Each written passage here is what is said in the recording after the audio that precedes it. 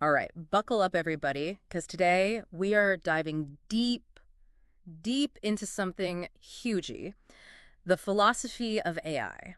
Yeah, yo. And honestly, even I was like, whoa, hold on. There's some seriously mind-bending stuff in the source material for this one. Definitely. This isn't just like, oh, look, cool robots, fancy algorithms. Right. It makes us question what AI makes us question about ourselves as humans, what even AI's intelligence, you know? Absolutely. Like, can a machine really think? Yeah, big questions. And then things get like really weird when we start talking about AI consciousness. Exactly. Kind of gets under your skin, doesn't it? It does. So to kick us off, I want to lay out what we're working with here. We got a whole bunch of fascinating articles, some interviews, even a few excerpts from philosophy books, all grappling with this whole AI thing. I mean, it's the topic right now, so Oh yeah, it's everywhere. it's unavoidable. It is. And our mission today, well, it's to distill all that down to the most fascinating, the most thought-provoking points for you, the listener. The good stuff. Exactly. So, like, let's not waste any more time. Let's jump right into the deep end, shall we? Let's do it. First thing that struck me, even defining artificial intelligence, that's a philosophical rabbit hole in itself. You hit the nail on the head. Right. Like, we've got computers doing incredible things nowadays, no Oh, doubt. absolutely. But does that automatically mean they're intelligent? It's not as simple as that. Like, that's where the whole Turing test comes into play, right? Oh, yeah. Yeah, the Turing test. From the source material. Yeah. That idea that if a machine can convince you it's human in a conversation, boom, intelligent. But something always felt a little too simple about that, to me at least. Right. And the source material makes this point, too, that, like, passing the Turing test, it might not actually show real understanding. Oh, interesting. Could be just really, really good mimicry. Like, imagine this. You got a person stuck in a room, right? Okay, yeah. They got a giant rule book for responding to Chinese characters. Like a code book kind of thing. Kinda. But they can follow those rules perfectly, appear totally fluent, but do they actually understand what they're saying? The meaning behind it? Whoa, okay, so you're saying even if a machine gives all the right answers, it might not actually be thinking. That's kind of freaky. That's exactly it. It's like the heart of that Chinese room thought experiment. Oh, yeah, I've heard of that. Isn't that by, John Searle. John Searle? Yeah, yeah. The lost sir. Yeah. He used that to argue that AI, at least the way we're building it now, could be doing something similar. Just manipulating symbols without really getting what they stand for. Yeah. Yeah, like just going through the motions, not really understanding. And that leads to this like fundamental split in how we think about AI. Okay, this split, I'm intrigued. Lay it on me. Okay, so on one side, you got the functionalists. Okay. I say, if something acts intelligent, solves problems, learns new stuff, adapts, boom, intelligent. Like the results matter, not the process. Right. The how doesn't matter as much as the what. But then you've got Searle and others who are like, hold on a sec.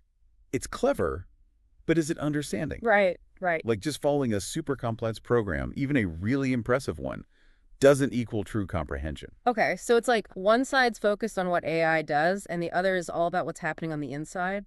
Yeah, is there actual meaning behind the actions? Man, and I bet that has huge implications for like how we even approach AI development in the first place, right? That's exactly it. If we believe true understanding is even possible for a machine, that changes how we design them, what goals we even set. It changes the whole game. It does. So, whoa, even before we get to the like robots taking over the world stuff. Which we will get to. Oh, we are definitely. Yeah. But even before that, there's these huge philosophical questions about what AI even is. The foundation. Yeah, and I'm already seeing things in a whole new light here. And that's just the beginning. Because our source material also goes deep on the ethics of AI. Oh, yeah. Yeah, that's where things get kind of heavy. And the source material made it clear this isn't some hypothetical future problem. Right. We're dealing with it now. Big time. Like some of the examples they gave, AI making decisions in hiring processes, influencing healthcare diagnoses. Even military applications? Military applications. Like all of a sudden those sci-fi movie dilemmas feel very real. Oh, yeah. It's not fiction anymore. It's not. And one thing the source material really hammered home was AI bias. Right. Because since most AI systems, they learn from the data we humans give them. Uh-huh. They can inherit, even amplify our existing prejudices. It's not that AI could become biased. It's that it already occurs because of us. Exactly. Like it's unsettling. And it raises big questions, right? Oh, yeah. Like who's even accountable when an AI makes a biased decision? Right. Like, is it the programmers? Is it the companies using it? What can we even do to make sure AI is used fairly, ethically? I'm guessing there are no easy answers for that one. Not at all, but it's something we have to be thinking about. And the source material really stressed that. Like, now's the time to ask these questions. Before it's too late, Yeah. right. Speaking of things that might be too late, the source material also brought up superintelligent AI. I gotta admit, when I first saw that, I was like, oh, here comes the Terminator scenario. Understandable reaction, but gotta remember, even if the Hollywood version's a bit much, Yeah. the question itself is a serious one. What happens when we make something smarter than us? Yeah. Can we even control it? Ooh, good question. Will it have the same values we do? I mean, we can barely control our smartphones half the time.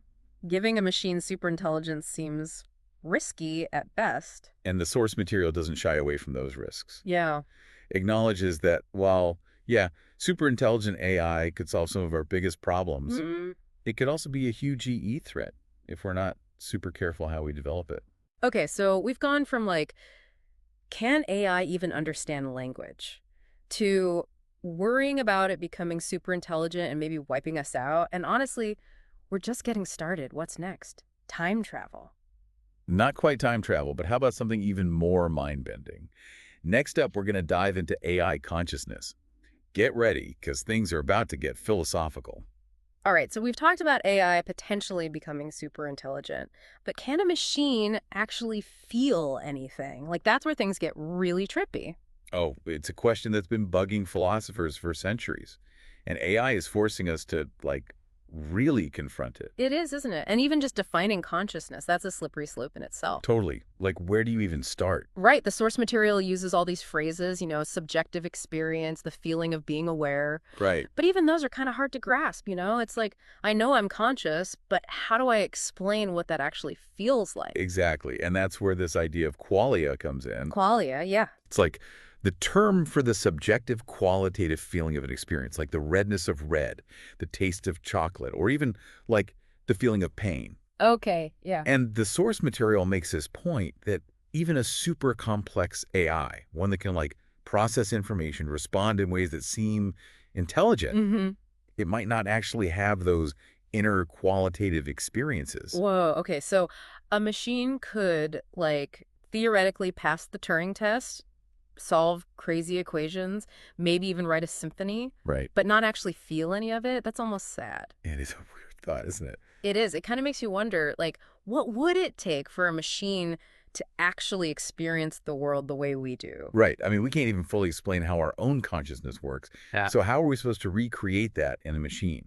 That's a good question. It really is. Some people think that consciousness is like an emergent property of complex systems, right? Right. So if we build an AI that's complex enough, consciousness will just kind of appear. Yeah. But others, like Searle, they think consciousness is like fundamentally tied to being biological. Oh, interesting. Something you can't just build with circuits and silicon. So if we did manage to create a conscious machine, Right. what would that even mean for us? Like, as humans, Good question. would we owe it moral consideration? Would it have rights? Like, all that ethical stuff we were talking about before, that gets even more complex. For sure.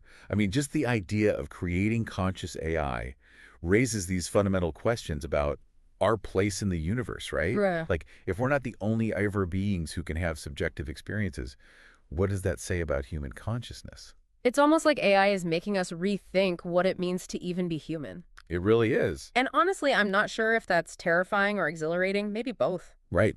It's both. Yes, it is. That's what makes this topic so cool, though. It forces us to face the unknown, Yeah. Expand how we think about ourselves into the universe. When we started this whole AI thing, I thought it was going to be all about the technology. The nuts and bolts. Yeah. But this deep dive has been so much more philosophical than I ever expected. And that's what makes it so fascinating, right? It does. AI isn't just some tool. It's like a mirror, reflecting back our deepest questions about intelligence, consciousness, Yeah. the whole nature of existence. Okay, so even if we figure out all that crazy consciousness stuff, Right. there's still the question of how AI is going to affect our lives, on a more practical level. Right. Like what's going to do to our jobs, our relationships, and the source material, it dives into that too. Yeah, one thing it focused on was the future of work in a world with all this super advanced AI. And that's something that makes a lot of people nervous. Oh, yeah, big time. The whole robots taking over all the jobs thing. Yeah. It's been a sci-fi trope forever. Right. But the source material, it actually had a more nuanced take on it. Yeah, it's not that simple. It's not. Yeah. It acknowledged that, yeah, AI will automate certain tasks, and some jobs will probably disappear. Definitely. But it also emphasized that this whole technological shift, it'll probably create new opportunities too. Oh, absolutely. And even whole new job sectors that we can't even imagine yet. Who knows what the future holds? Right. So it's not like total doom and gloom, but it is a time of transition, you know? We gotta adapt. Totally. Like, imagine we're standing on the edge of this whole new landscape. Oh. And we got to figure out how to navigate it. We do. And the source material argued that, like, the key to navigating this whole thing successfully is education. Makes sense. Retraining and focusing on developing skills that, like, work with AI, not compete against it. Right. Like, don't try to beat the machines at their own game. Exactly. Figure out how to partner with them. Find that synergy. I like that. So it's not humans versus machines. It's humans and machines working together. Exactly. And that requires us to, like, shift our thinking. Yeah, away from that fear. Right. Towards collaboration, co-creation. Which brings up another really important point from the source material of the role of government, regulations, all that stuff. Oh, yeah. Big one. Like, we can't just leave it up to the tech companies to decide how all this AI stuff gets developed, right? Definitely not. The source material was really clear about that. Like, we need thoughtful regulation to make sure AI is developed ethically, responsibly. So it's not about stifling progress, it's about guiding it, right? Exactly. It's about making sure AI is a force for good. Yeah. That it helps us solve problems, improves our lives. Makes things better for everyone. Exactly. Not just making things worse or creating whole new problems. You know, it's hitting me now that this whole AI thing, it's not just about the tech itself, it's about the values we build into it. That's such a crucial point. AI, it's a reflection of us. Yeah. Our hopes, our fears, all of it. Yeah. It's powerful. Yeah. But ultimately, it's a tool that we as humans have to learn to use wisely. One thing that really stuck with me from the source material was this idea of AI and creativity. Oh, yeah. That's a good one. Like, could a machine actually be an artist?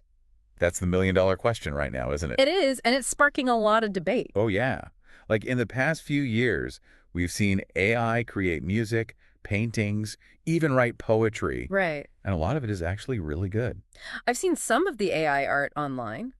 And yes, some of it's pretty impressive. But is it really art if there's no human behind it? That's the debate, right? It is. Like, is the AI actually expressing something, or is it just copying styles it's been trained on? Exactly. It's almost like AI is forcing us to rethink what art even means. It really is. And who knows, maybe collaborating with AI could open up new creative possibilities for human artists. That's an exciting thought. Like, imagine human artists and AI systems working together. Yeah. Each bringing their own strengths to the table. It's kind of exciting and a little scary to think about how AI could change art, but it's definitely something we need to be talking about. Absolutely. Like, AI and creativity, it's this whole new world, and it's just getting started. Okay, so we've covered a lot of ground here. We have. We've talked about how to even define AI, the ethics of it, that whole mind-bending idea of machine consciousness. Future work. The role of government, regulations, all that stuff. Even AI being creative. It's a lot to take in. It is. And through all of that, there's this one big theme that keeps coming up, right? What's that? The importance of human choice, human agency. Oh, yeah. Couldn't agree more. Like, AI is this powerful tool, but ultimately it's up to us how it gets used. We have the power. We do, and we need to approach it with caution, yeah, but also with hope, recognizing both the good it can do and the potential dangers. Balance, right. Balance. Finding that middle ground. And that brings us to the end of part 2 of this deep dive. We've explored this crazy world of AI, from the philosophy of it to the ethical questions, its potential impact on like all of humanity. You know, even after all that, there's this one thing from the source material that just keeps sticking with me. Oh, what's that? It's about how, like, AI is making us question what intelligence and consciousness even mean in the first place. Yeah, that's a big one. And it really gets to the heart of why AI is so philosophically fascinating. Right? It's like we think we know what those words mean, But then we try to program them into a machine, and Right. suddenly it's like, wait a minute, do we really understand our own minds? It's like AI is this mirror reflecting back our own ignorance in a way. So it's less about building smarter machines and more about understanding what makes us smart. Yeah, it's like in trying to create artificial intelligence, we're forced to confront the mystery of our own intelligence. And that could have some pretty huge implications. Definitely. Like, imagine if by trying to figure out how a machine could be conscious, Mm-hmm. we actually unlock new insights into how the human brain works. Whoa, that's a wild thought. It's like AI could become a tool for self-discovery, you know? It really could, helping us unravel those mysteries of consciousness that have been puzzling philosophers forever. Okay, so we've covered a lot in this deep dive. We have. From the very definition of AI to the idea of conscious machines, the ethics of it all. The future of work, art, everything. And through all of that, we've seen how AI is really making us face some of the biggest questions humanity has ever had to grapple with. It's a lot. It is. It's been an incredible journey. And honestly, I feel like I'm walking away with more questions than answers. But maybe that's the point. Maybe. I think the biggest takeaway is that the future of AI, it's not set in stone. It's not. It's something we're shaping right now with every choice we make. So, listener, as we wrap up this deep dive into the philosophy of AI, we'll leave you with one final thought to ponder. If AI makes us rethink what intelligence and consciousness really mean, could it help us better understand those mysteries of our own minds? Keep exploring, keep questioning, and keep diving deep.